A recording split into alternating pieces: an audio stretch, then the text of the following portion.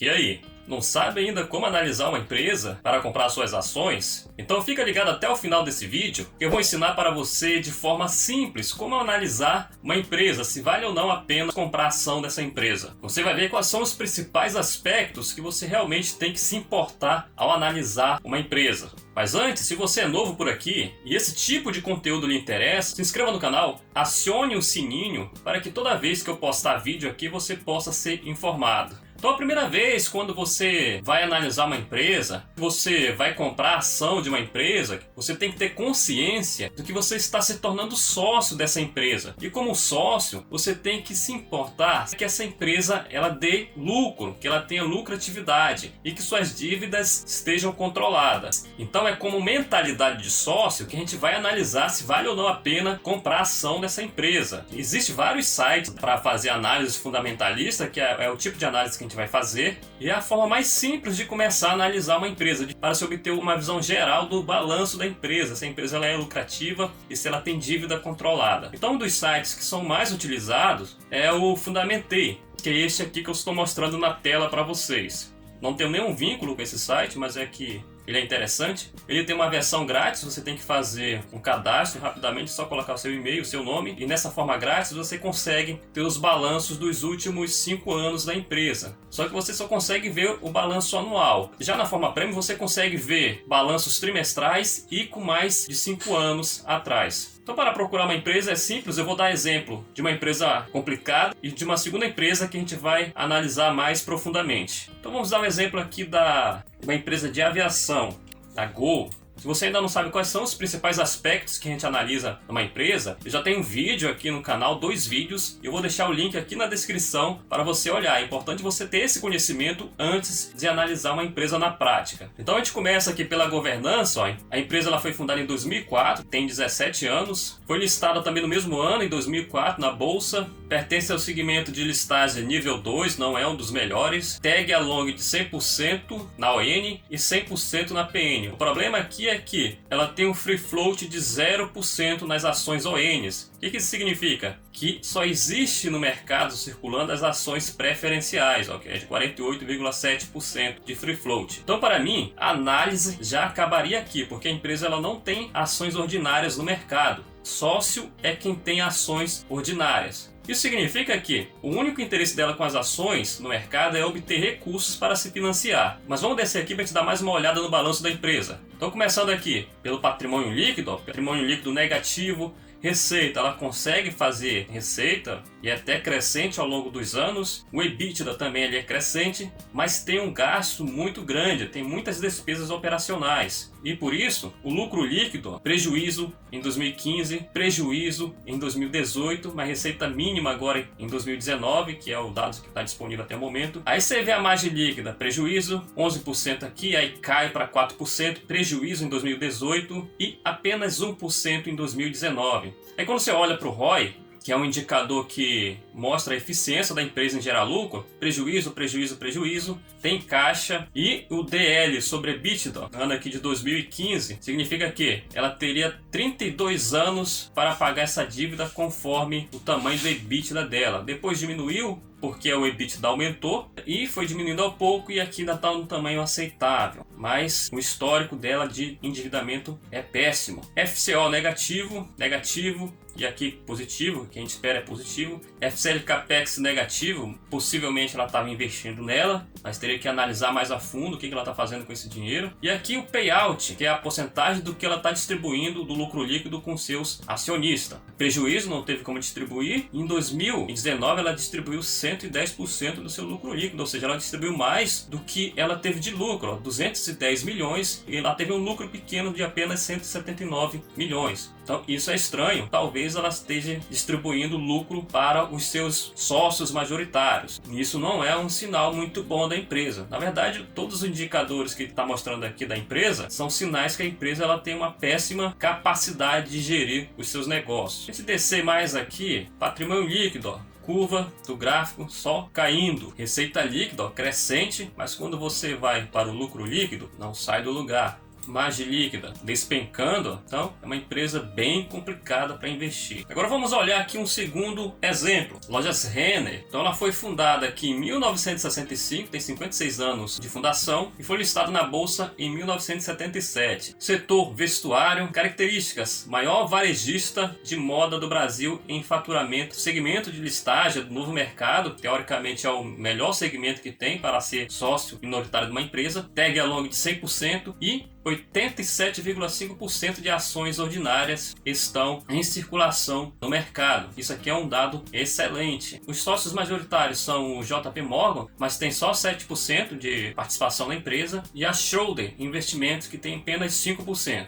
Então, a maioria das ações estão na mão de acionistas minoritários. A gente vai aqui para os balanços da empresa dos últimos 5 anos. Esse aqui já tem em 2020. Patrimônio líquido crescente, receita líquida também crescente, EBITDA crescente. Então, o lucro líquido também é crescente, margem líquida de 10%, 15% e o ROI na casa dos 20%. E o endividamento dela bem baixinho, apenas 0,8 de DL sobre EBITDA, bem controlado, significa que a empresa está controlando seu endividamento. FCO, nenhum momento aqui está negativo. FCL Capex, quanto mais próximo de 1 significa que a empresa está investindo nela. Ela tem uns proventos aqui, 38% em 2016, 35% em 2017, aqui já foi menor em 2018 de 28% e o ano que passou de 2020 de 22%. Então a gente consegue ver que é uma empresa que ela tem lucratividade, que essa lucratividade da empresa ela é consistente, ela se mantém ao longo do tempo. Se a gente olha aqui nesse gráfico aqui mais de baixo, dos dados da empresa, a gente vê que o patrimônio líquido, linha reta para cima, crescendo. A gente olha receita líquida, estava em linha reta até em 2019 e ela teve uma pequena queda aqui em 2020. Quando isso acontece, a gente dá uma olhada nos resultados da empresa, nos trimestrais ou no anual, para ver o que foi que aconteceu. A empresa ela demonstra isso, ela explica para os seus acionistas o que aconteceu para a diminuição dessa receita líquida. No caso das lojas Renner, já adianto para você que foi consequência dessa crise sanitária que a gente viveu em 2020 e que ainda persiste nesse ano de 2021. Os shoppings ficaram muito tempo fechados e a maioria das lojas Renner, elas estão dentro de shoppings, e isso levou a diminuição da receita líquida da empresa. E o lucro líquido ele se manteve crescendo, mesmo com a diminuição da receita líquida. Isso porque, se a gente olhar aqui, ela teve uma diminuição também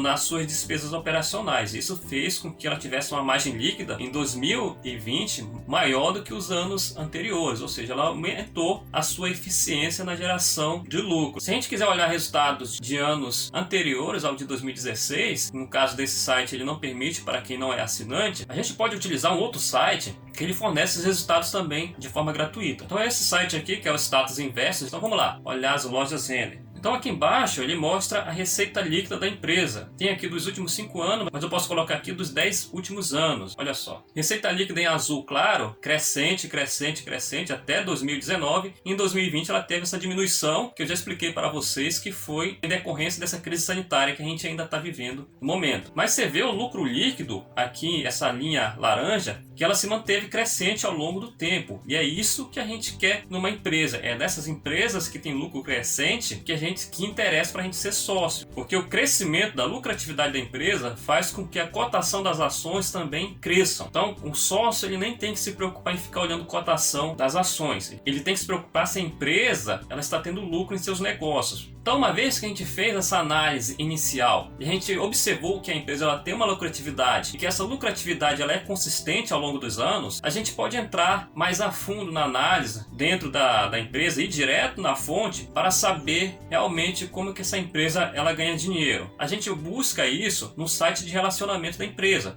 Então, aqui na tela do computador, a gente vai aqui no Google, a gente digita o código da ação da empresa, mais o RI, que ele já mostra aqui em cima, o endereço do site de relacionamento da empresa. Vamos entrar aqui. Então, tá aqui o site de relacionamento da empresa. A gente vai aqui, nesse caso da Lojas Renner, em apresentações, e a gente vai baixar o PDF de apresentação institucional da empresa, que é aqui que ela vai mostrar pra gente como que é que ela ganha dinheiro e quais são as suas estratégias e quais os seus possíveis objetivos futuros. Então, abrindo aqui o arquivo de apresentação institucional da empresa, o arquivo ele já dá uma visão geral. Então, ele mostra que a receita bruta total em 2019 foi de 13 bilhões, tem um total de 605 lojas, 14 centros de distribuição, teve mais de 4.400% de valorização das ações desde 2005, mais de 600 mil clientes que circulam nas lojas diariamente, tem 33,3 milhões de cartões emitidos, tem 20 marcas próprias, tem mais de 350 milhões de visitas no negócio e-commerce da empresa, e aqui ela começa a mostrar de fato como são os negócios da empresa. Então aqui ela mostra que a empresa ela obtém suas receitas por meio de 5 lojas, e aqui ela vai detalhar as características dessas lojas. Então, a Lojas Renner tem o capital aberto desde 1967, é a maior varejista de moda do Brasil, público-alvo de 18 a 39 anos, classes sociais A-,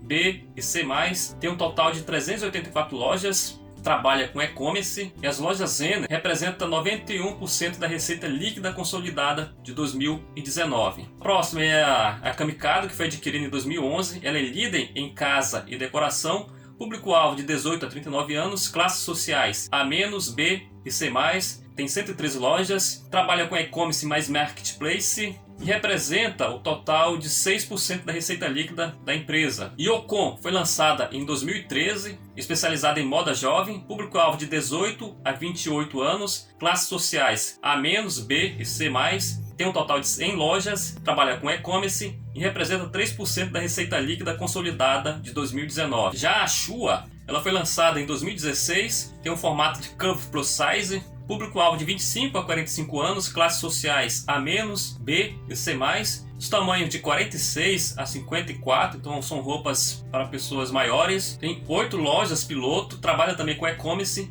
E por último, o Realize, que é o cartão da Lojas Renner, se tornou uma instituição financeira própria desde 2017, tem utilidade e funcionalidade na experiência de consumo, ferramentas de fidelização para aumentar as vendas, ou seja, quando você entra lá nas lojas, os vendedores oferecem esse cartão com o objetivo de aumentar a sua fidelização. Às vezes as compras no cartão da loja oferecem algum desconto para o cliente, então isso tem o objetivo de aumentar a fidelização nas compras na loja. E esse gráfico, ele mostra o mercado de vestuário por país e a participação de mercado dos principais players, das principais empresas de vestuário. E aqui em cinza representa a receita bruta em bilhão. Então no Brasil, o setor de vestuário representa um total de 48,4 bilhões de receita bruta no Brasil. E 4,7% dessa receita foi gerado pelas Lojas Renner, então é uma grande quantidade. Mas ainda é muito pequena essa quantidade de receita bruta em comparações com os países mais desenvolvidos. No Japão é de 81,6 bilhões de dólares, nos Estados Unidos de 348 bilhões de dólares. Então, de acordo com eles, ainda tem um grande potencial de crescimento no setor de vestuário no Brasil.